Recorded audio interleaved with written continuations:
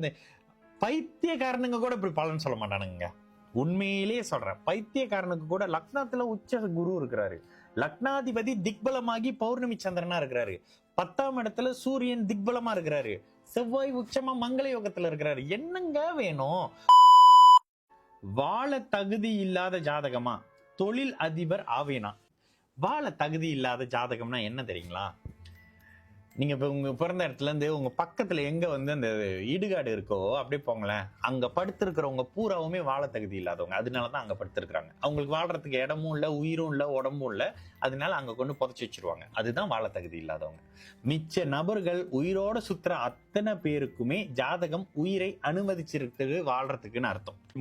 14/5/2003 14/5/2003 10:20 AM Chennai.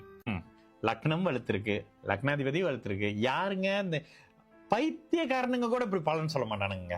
உண்மையிலேயே சொல்றேன், பைத்தியக்காரனுக்கு கூட லக்னத்துல உச்ச குரு இருக்கிறாரு, லக்னாதிபதி திக்பலமாகி பௌர்ணமி சந்திரனா இருக்கிறாரு, 10ஆம் இடத்துல சூரியன் திக்பலமா இருக்கிறாரு, செவ்வாய் உச்சமா மங்கள யோகத்துல இருக்கிறாரு. என்னங்க வேணும்?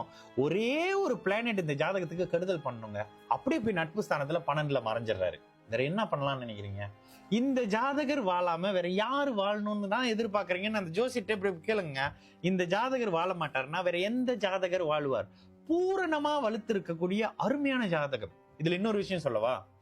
நண்பர்கள் எல்லாம் அப்படியே வலுத்து கேந்திர அமைப்புகளோட 4 கேந்திரமும் லக்னத்துக்கு எப்படி வலுத்து இருக்கு பாத்தீங்களா? லக்னத்துல குரு, 4ஆம் இடத்துல பௌர்ணமி சந்திரன், 7ஆம் இடத்துல உச்ச செவ்வாய், 10ஆம் இடத்துல சூரியன். இதுல என்ன தெரியுங்களா? ஜாதகத்துல அதிக வலிமை பெற்ற பிளானட் வருங்க சூரியன், உச்ச சூரியன். பாருங்க, உச்ச சூரியன் கரெக்ட் பண்றாரு. சூரியன் அதிகம் வலுத்திருக்கிறாரு, திக்பலமா இருக்கிறாரு, உச்சனுடைய வீட்டுல உச்சமா இருக்கிறாரு. எந்த ஜோசியரு வாழ தகுதி இல்லைன்னு சொன்னாரோ அந்த ஜோதிடர் ஜோதிடராக இருக்கிறது தகுதி 0.0001% கூட இல்லைங்க. அந்த ஜோசியர்லாம் போய் பார்க்காதீங்க, 10 பேர்கிட்ட சொல்லுங்க. இதுக்கப்புறம் தான் நான் தசாபுத்திக்கே வரேன். சரி, தசாபுத்தி அமைப்புல குரு தசை வருது. ஐயோப்பா பிரதர், ஒரே ஒரு விஷயம், குரு தசை சனி புக்தி நட்பு ஸ்தானத்துல 12ல மறைஞ்சிருக்காரு. ஆதிபத்திய விசேஷம் இல்ல. ஆனா இந்த குரு என்ன பண்ணுவாரு? இந்த குரு உங்களுக்கு ஏதோ ஒரு வகையில இந்த ஒரு சனி என்ன பண்ணுவாரு? ஏதோ ஒரு வகையில மாற்ற அமைப்புகளை கொடுப்பாரு. குருவே இந்த ஜாதகத்துக்கு 6ஆம் அதிபதின்றதுனால இந்த இடத்துல கடக வீட்டுல இருக்காருன்றதுனால ஏதோ ஒரு நல்ல மாற்றத்தை உங்களுக்கு பண்ண போறாரு பிரதர். எங்க கேள்வி? வாழ தகுதி இல்லைங்க. பூர்ணமா கம்ப்ளீட்டா டிசிப்ளினாக கொஞ்சம் கோபத்தோட வாழக்கூடிய ஜாதகம் உங்க ஜாதகம். எல்லாமே வயதுக்கு ஏத்த மாதிரி கிடைக்கிற ஜாதகம். இன்னொன்னு சொல்லுவா பிரதர், நீங்க தான் சும்மா போட்டு கேக்குறீங்கன்னு நினைக்கிறேன். பைத்தியக்காரங்க கூட இந்த ஜாதகத்துக்கெல்லாம் நல்லா இல்லைன்னு சொல்ல மாட்டான். உண்மையிலேயே நல்ல சித்ரா பௌர்ணமி அன்னைக்கு பிறந்து சூரியன் உச்சம், செவ்வாய் உச்சம், சூரியன் திக்பலமாகி, லக்னாதிபதி அட்டகாசமா திக்பலமாகி, சூரியன் திக்பலம் என்னென்ன மாதிரியான அப்படியே மிராக்கலான ஜாதகம்.